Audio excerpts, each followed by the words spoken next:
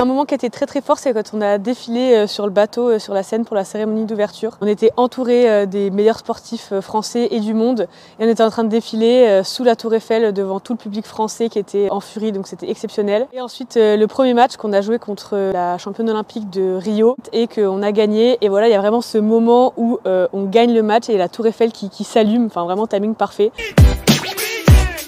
S'il y a un son qui, je pense, m'a donné des frissons, c'était au tout premier temps mort qu'on a eu contre l'équipe allemande. On a entendu la Marseillaise résonner dans le stade, donc chantée par 13 000 personnes.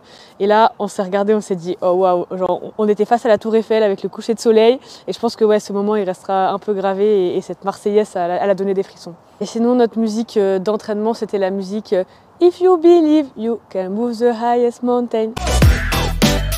Alors mon club de Mélan, c'est vraiment mon club de cœur. J'ai été licenciée pour la première fois, j'avais je crois 9 ans, j'étais la plus jeune du club à l'époque d'ailleurs. Et c'est un club aussi qui me suit dans mes projets, qui m'accompagne, qui me soutient depuis toujours.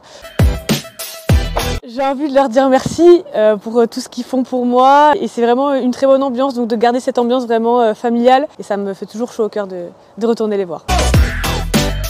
Oui, donc j'ai envie de dire oui.